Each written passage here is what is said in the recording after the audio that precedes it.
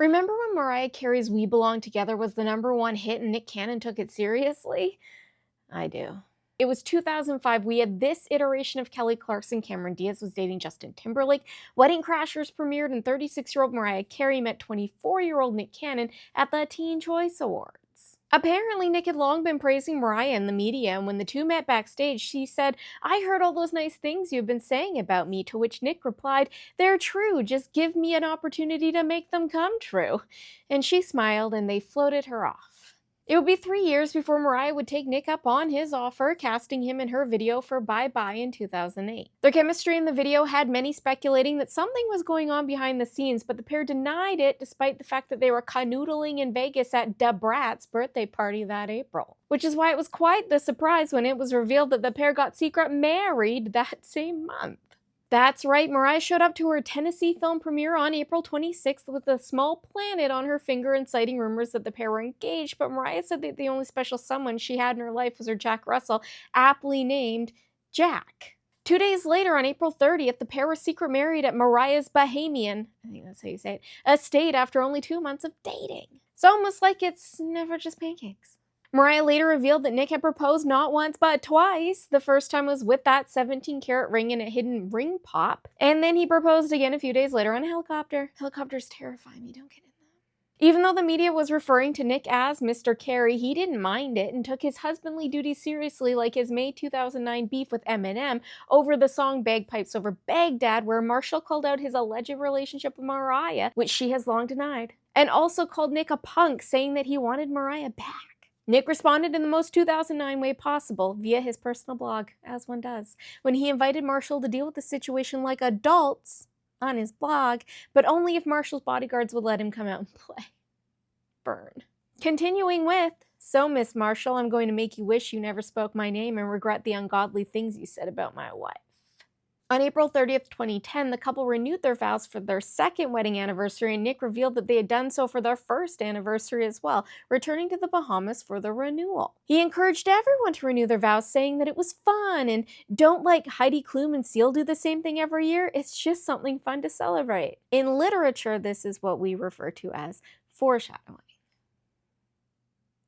The following month, rumors swirled that the pair hadn't just collaborated on America's Got Talent, but also on A Fetus, when Mariah withdrew from a Tyler Perry project. Both Mariah's rep and Nick refused to comment. But then, that October, the pair finally confirmed that Mariah was, indeed, firmly up the spout and that they would be expecting a petit bébé. It's never just gender reveals. Mariah had said that it had been a long journey to get there and that they were trying to hold on to a shred of privacy. She then revealed that she had suffered a miscarriage 2 years prior. That December, the couple announced that they were expecting twins. Oh, the Pandora's box Mariah had no idea that she had opened. That April, instead of renewing their vows for a third time, the couple welcomed Monroe and Moroccan to the world. Fear not, though. They made up for it the following year by renewing their vows in the city of love, Paris, and celebrating the twins' first birthday with some croissants. And then the next year, they renewed their vows in Disneyland, and everyone wore prince and princess costumes. And then there was no vow renewal for 2014, and people were like, that's weird. Nick claimed that they went over the top the year before, and so they had decided to be chill that year. When asked about the rumors swirling about his marriage, Nick said, "You kind of have to ignore it because every week it's something different, and if you paid attention to it, it actually probably would start really affecting you. There's no merit or truth to it. It's kind of humorous, really. It couldn't be further from the truth, and it really affects the credibility of the so-called newspapers." But then, that August, a source revealed that the pair's marriage had been bad for a while, and that Mariah was living at their New York apartment while Nick was staying in hotels. The source claimed that the cause of their separation was tension in their professional lives that was seeping into their marriage. Both were spotted ooting about without their wedding rings. That December, Nick confirmed that the pair had indeed split. 4 days later, he filed for divorce. Their divorce wouldn't be finalized until November 2016, with Nick claiming that the rumors in the media, you know, those papers that don't know what they're talking about, had slowed the process down. Yes, because none of the rumors that have ever been posted about you had ever been true, Nicholas.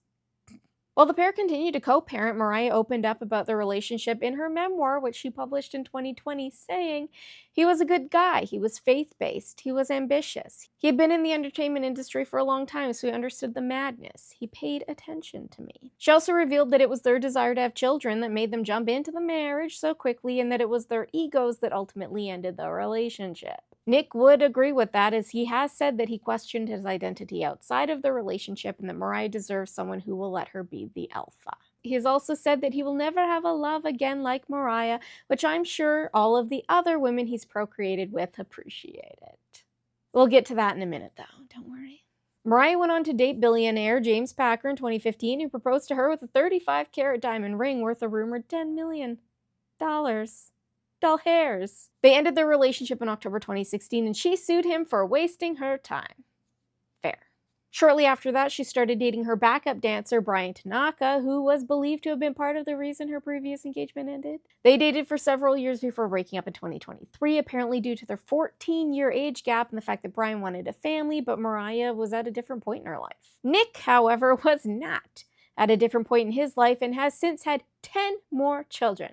Hold on to your hats. He had Golden Sagon in February of 2017 and then Powerful Queen in December 2020 with Brittany Bell. 6 months after Powerful Queen was born, he had twins Zion Mixolydian and Zillionaire, 2 words, with Abby De La Rosa in June of 2021. 9 days after the twins were born, he had son Zen with Alyssa Scott.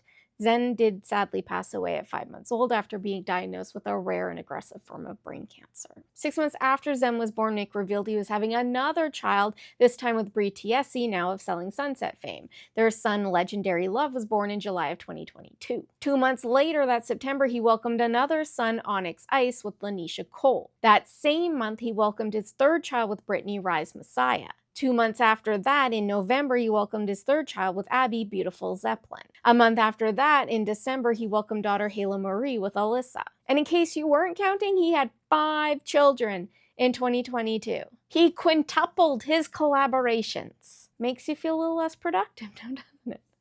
And yet, he still says he'd get back with Mariah if she'd have him.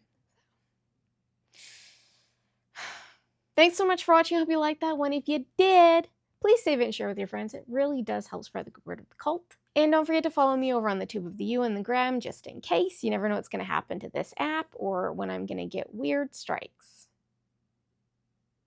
Good day, and may the cult be with you.